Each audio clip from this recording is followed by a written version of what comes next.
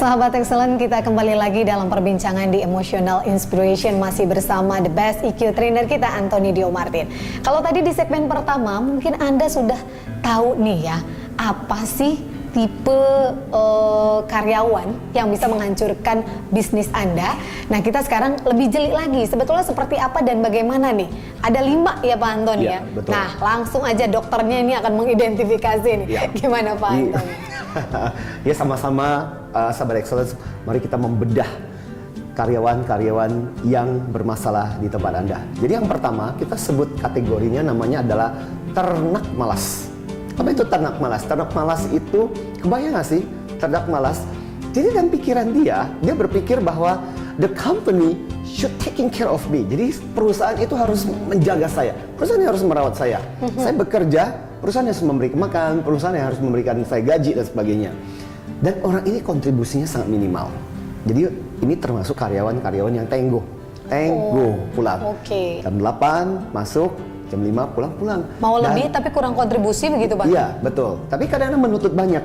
Perusahaan kasih saya makan dong, perusahaan naikkan gaji saya dong, perusahaan harus memberikan sesuatu buat saya dong. Jadi selalu menuntut. Itu tipe yang pertama. So prinsipnya adalah the company, the organization should taking care of me. Harus merawat saya, harus menjaga saya.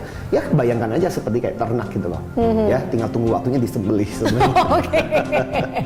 Tipe yang kedua, sahabat Excellence, kita menyebutnya sebagai tipe si masa bodoh, si cuek.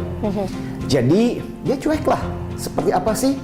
Karena pikiran dia adalah, ini perusahaan, ini organisasi yang punya bos kok. Saya nggak perlu ngapa-ngapain. Toh yang kaya dia, kita kerja setengah mati. Toh dia yang lebih hebat, dia yang sukses, dia yang dapat duit. Masa bodoh ah? Selama kita bisa melakukan pekerjaan kita dengan baik-baik dan tenang-tenang, ya kalau disuruh ya kerja. Kalau nggak disuruh, ya ngapain? Kita mesti kerja setengah mati. Nah, itu tipe yang kedua, tipe si masa bodoh.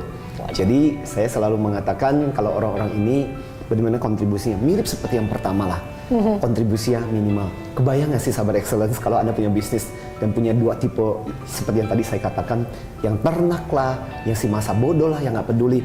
Jadi ketika ada customer komplain, ya udahlah ntar lah, ya syukur-syukur ada orang lain yang bisa mengurusinya gitu. Jadi dia nggak terlalu peduli ada masalah apa, ada problem apa, syukur-syukur kalau dia tidak perlu harus menangani gitu. Iya. Itulah cara berpikir, cara paradigma dia ketika bekerja gitu. Pak Anthony, menarik. Sebelum kita beranjak ke tipe berikutnya ya. Kalau tadi sudah disampaikan yang pertama tipe ternak malas, yang kedua tipe masa bodoh. Ini kan dua-duanya hampir minim kontribusi Pak Anthony. Apakah jangan-jangan 5 tipe karyawan ini semuanya memang minim kontribusi Pak? Minim kontribusi. Jadi sebenarnya seperti yang saya katakan, harapan kita ketika kita merekrut karyawan ini waktu kita membuat mereka bergabung di dalam organisasi, itu kan harapan mereka paling nggak melakukan sesuatu, memberikan sesuatu supaya organisasi bisa bertumbuh dan berkembang. Tapi yang terjadi adalah bukannya memberikan kontribusi, jadi akhirnya organisasi harus taking care mereka dengan luar biasa. Jadi habis energi. Kebayang nggak sih? Customer saja kita perlu rawat, kita perlu untuk mengurusi customer aja, ngembangin produk saja, belum lagi urusan dengan bahwa kita harus berkompetisi, kita harus lebih baik. Kebayang nggak sih betapa repotnya kita sendiri harus menghabiskan energi untuk mengurusi karyawan seperti itu. Mesti karyawan yang ikut menjaga dong, membantu. Makanya saya bilang, hati-hati ketika kita merekrut karyawan-karyawan kita, atau paling nggak kita harus waspada ya. Maka harus dikatakan memang harus waspada dengan karyawan-karyawan seperti itu. Waspadalah sahabat Excellent ya. Ketika dari awal kita memilih karyawan-karyawan kita. Baik, mungkin berikutnya Pak Anthony, tipe yang ketiga ini. Tipe yang ketiga, nah ini pernah kejadian. Tipe kita menyebutnya sebagai tipe si mulut besar. Si mulut besar ya talk banyak ngomongnya, karena prinsip dia adalah yang penting ngomong dulu, soal nanti hasilnya seperti apa itu belakangan. Ini pernah loh kejadian sahabat Excellence di satu organisasi, ini kebetulan expat. Dengan ini dong, dengan wajahnya yang dari luar gitu kan kelihatannya keren gitu. Dan kalau meeting, jadi kalau ada rapat dan sebagainya, ngomongnya tuh paling besar. Harusnya kan organisasi mestinya kayak begini dong. Harusnya kan kita melakukan seperti itu dong. Kenapa sih bagian itu nggak seperti itu? Pokoknya ngomongnya keren. Tapi tiba giliran dia yang harus melakukan pekerjaan, nol. Jadi hampir nggak terlalu banyak kontribusi yang diberikan, tapi ngomongnya banyak. Jadi hati-hati, saya selalu mengatakan. Nah, sayangnya adalah, dan celakanya juga adalah banyak pemilik bisnis yang kadang-kadang keren mendengar, dia ngomongnya keren, bicaranya banyak. Dan kadang-kadang kita berasumsi bahwa orang yang bicaranya banyak pasti dia produktif. Belum tentu loh, sahabat excellence gitu loh. Dan itu yang mesti kita waspadai gitu. Yang lebih keren lagi kadang-kadang ya, mungkin suka ketipu nih perusahaan, orang yang banyak ngomong tiba-tiba cepat promosi begitu Pak Anton. Iya, ini karena ngomongnya banyak gitu. Asumsinya kan karena pintar, cerdas, Betul. dan sepertinya ini banyak mengerjakan sesuatu dan konsep-konsep idenya luar biasa. Akhirnya dinaikkan. Nah, sebenarnya ini juga membantu kita untuk sampai satu kesimpulan yang sangat penting juga, sahabat excellence. Kalau Anda seorang wirausahawan, Anda seorang pemilik bisnis, Anda seorang bos lah katakanlah. Jadi jangan menilai karyawan melulu dari omongannya. Ya, karena kadang-kadang orang bisa ngomong banyak. Lebih parahnya lagi kalau orang take credit. Siapa yang kerja, dia mengambil seolah-olah itu adalah hasil mengklaim. Mengklaim. Ya, seolah-olah itu hasil pekerjaannya. Nah, celakanya adalah kalau kita menyimpulkan bahwa orang bisa bekerja karena obrolannya, karena kemampuan dia bicara. Ini kan berbahaya sekali. So, ini tipe yang ketiga. Tipe yang ketiga. Si mulut besar. Yes. Coba kita mulai identifikasi. Jangan-jangan bukan orang lain. Kita sebagai karyawan di sebuah perusahaan, itu kita sendiri orangnya gitu ya Pak Antoni. Coba yang berikutnya kita dengarkan lagi. Nah, berikutnya. Ini sama parahnya. Pokoknya semua sama parah aja deh gitu. Ya. Tipe berikutnya kita sebut sebagai tipe si politikus. Kebayang gak sih politikus? Bayangkan harusnya bekerja tapi sibuk berpolitik. Ada juga loh di beberapa tempat gitu, di beberapa pabrik dan sebagainya, kadang-kadang ada karyawan-karyawan yang jadi tipenya adalah menggosok sana dan sini. Tahu nggak? Perusahaan kita lagi sebenarnya punya rencana seperti itu. Dia ikut meeting, tapi habis ikut tuh keluar. Habis itu kemudian dia bilang sama karyawan-karyawan yang lain, ada kemungkinan seperti ditambahlah dengan kecap lah, ditambahlah dengan bumbu-bumbu yang lain. Jadi semua digosok gitu loh. Yang terjadi adalah orang ini kasak-kusuk kemana. Jadi mirip seperti kayak orang politikus gimana sih? Ya, sibuk melobi orang, sibuk membuat dirinya lebih populer gitu loh. Jadi saya merasa bahwa orang ini lebih cocok bukan bekerja di perusahaan gitu, lebih cocok bekerja di menjadi politikus begitu ya. Bekerja ngurusin partai dan sebagainya, ngurusin partai politik bukan ngurusin organisasi perusahaan gitu loh. Gitu. Makanya ini juga perlu kita waspadai.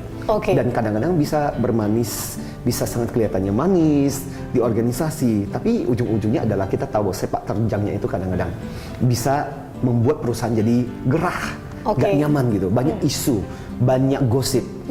Nah, by the way, si politikus ini, sahabat excellent, prinsipnya adalah organization power itu penuh dengan power struggling. Jadi penuh dengan pergolakan kekuatan.